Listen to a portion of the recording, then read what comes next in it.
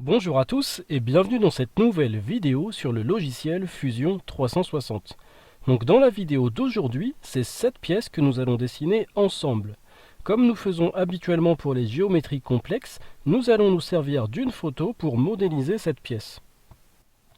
Une fois la photo prise, on peut se rendre sur Fusion 360 et aller insérer notre canevas. Donc je choisis mon image et je vais la placer sur ce plan. Je me remets sur la vue de dessus, je zoome un petit peu. Donc on a bien notre photo qui apparaît, on peut faire OK. Donc là on a notre photo mais pas forcément à la bonne échelle. Donc pour la mettre à la bonne échelle, je crée une nouvelle esquisse et je vais tracer un cercle par rapport à une cote que j'ai prise sur ma pièce directement.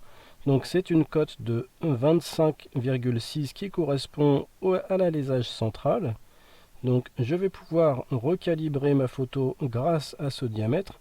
Donc je dis que entre ce point et ce point j'ai 25,6.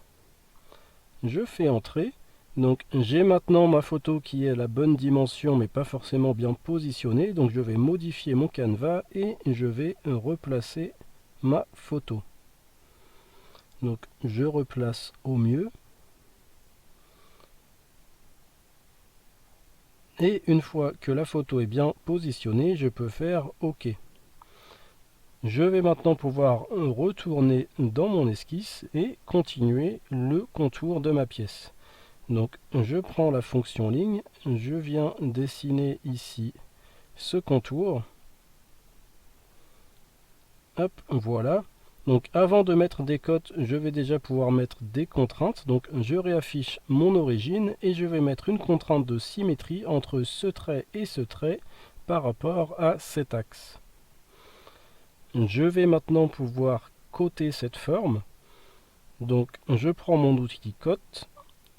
Je dis que ici j'ai une valeur de 12 mm.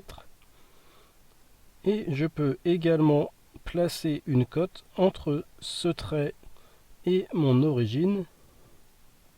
Et ici, j'indique une cote de 14,2 mm.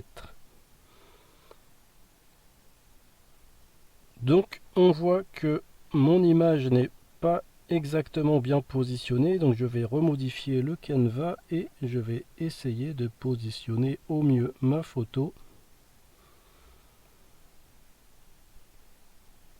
C'est important parce qu'il y a beaucoup de choses qu'on place, enfin qu'on dessine par rapport à des prises de cotes, mais il y a énormément d'éléments que nous allons dessiner directement par rapport à la photo. Donc c'est important que cette photo soit bien positionnée. Donc ensuite je peux retourner dans mon esquisse. Je vais poursuivre le contour, donc je vais placer une ligne ici.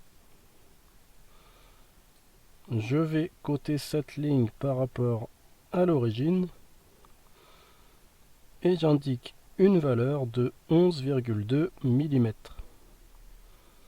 Ensuite, je vais poursuivre le contour, donc je vais faire un trait ici et un second trait ici. Je vais pouvoir placer une contrainte de symétrie entre ces deux traits par rapport à cet axe. Et enfin, je vais pouvoir coter ces deux traits. J'indique une valeur de 3,25 mm. Je peux maintenant supprimer les parties dont je n'ai pas besoin. Également en dessous, voilà. Et j'ai la forme centrale de ma pièce qui est maintenant totalement faite.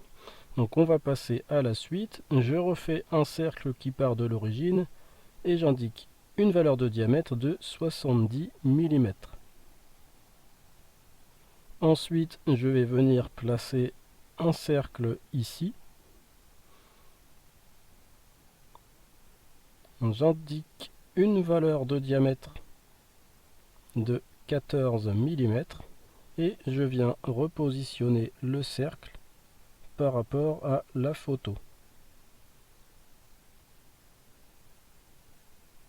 Une fois que c'est fait, je vais donc créer réseau circulaire et je vais multiplier ce cercle autour de ce point.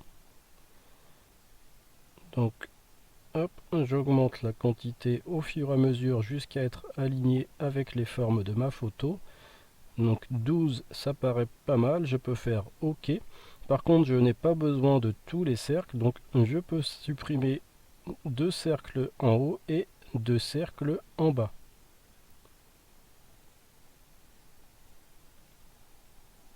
Donc je vais poursuivre le contour de ma pièce.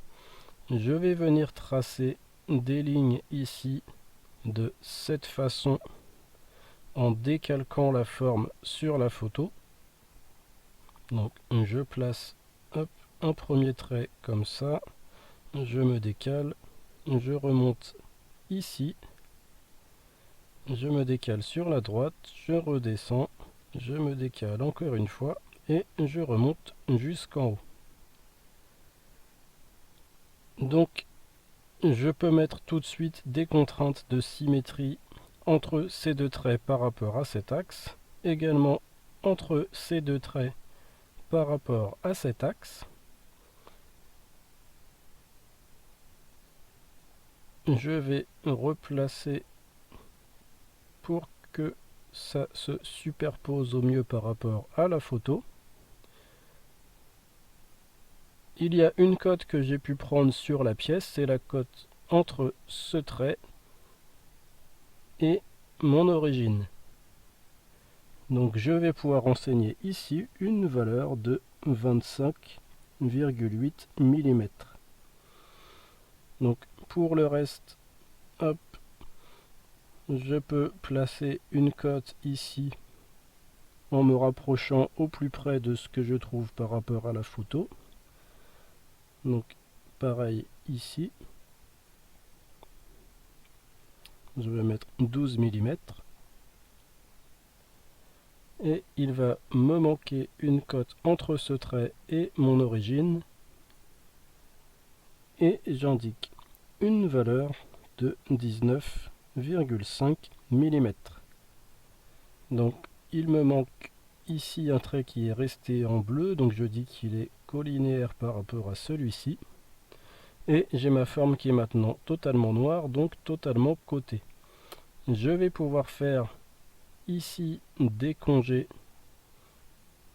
Donc on va faire un congé d'à peu près 1,25 mm, ça a l'air pas mal. Donc je vais répéter cette opération, donc 1,25. La même chose de l'autre côté, ici 1,25. Et enfin un dernier congé ici d'une valeur de 1,25 mm. Donc cette forme, je vais pouvoir la répéter en faisant une symétrie. Donc je vais hop, sélectionner toutes les parties qui composent cette forme.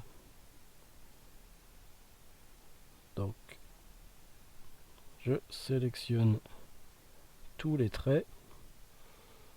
Je fais une symétrie par rapport à cet axe.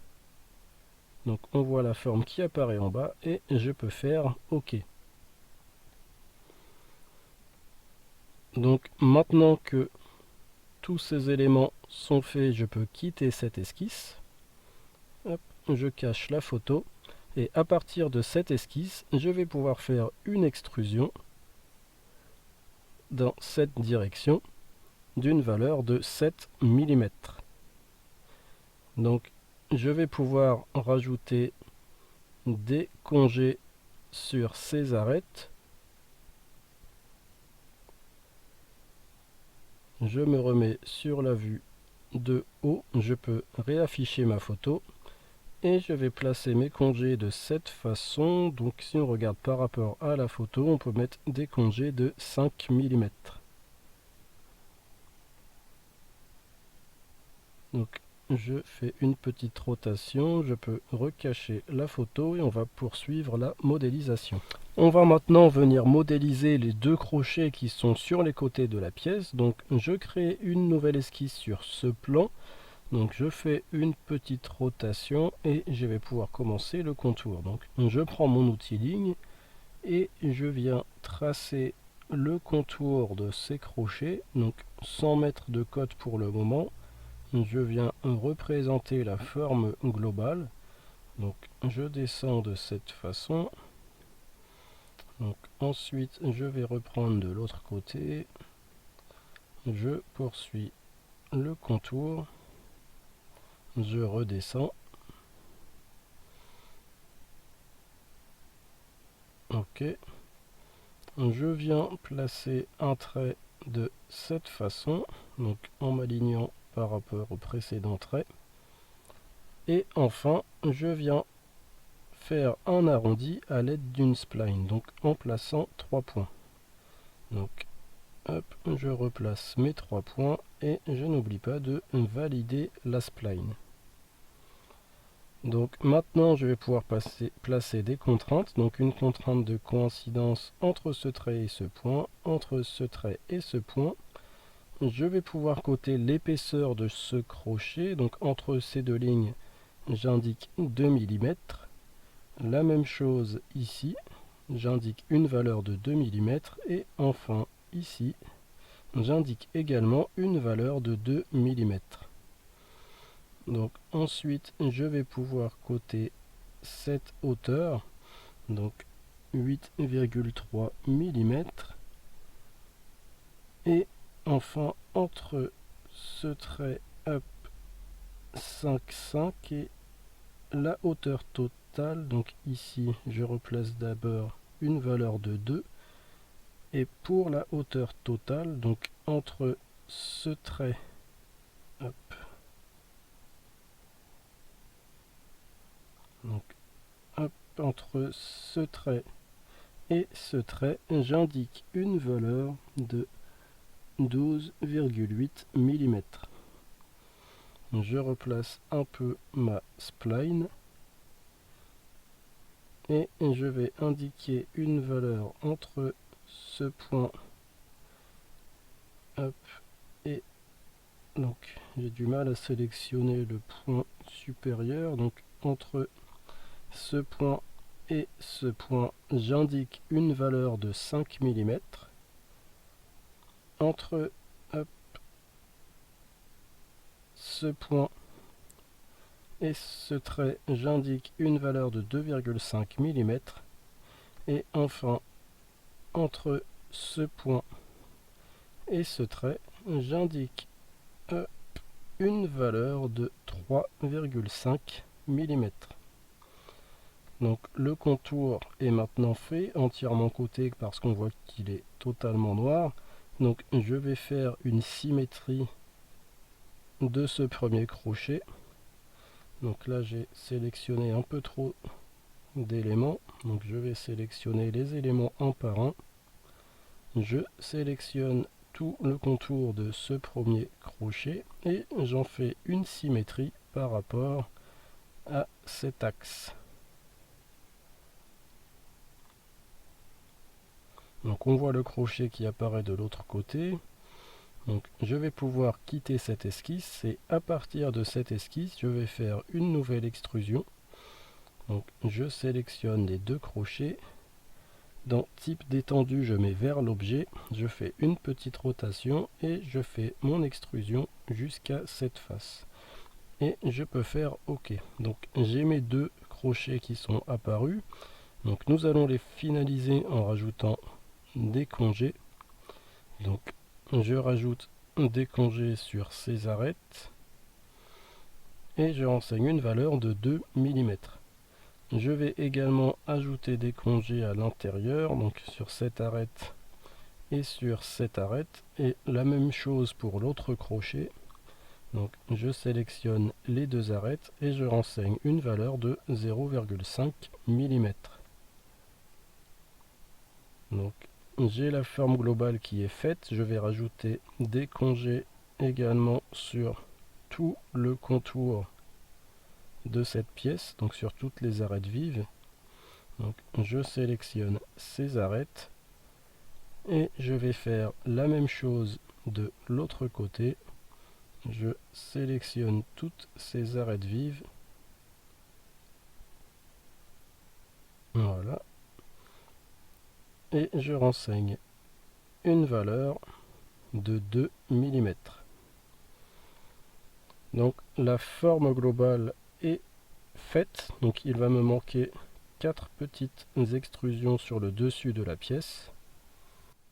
Je vais rajouter ces 4 extrusions en créant une nouvelle esquisse sur ce plan. Je vais tracer un rectangle de cette façon. Ce rectangle, je vais ensuite le coter.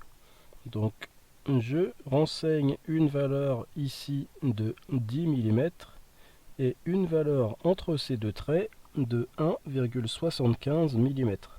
Ensuite, je vais positionner ce rectangle par rapport à l'origine. Donc je renseigne ici une cote de 14,25 mm et entre ce trait et l'origine, une valeur de 20 mm.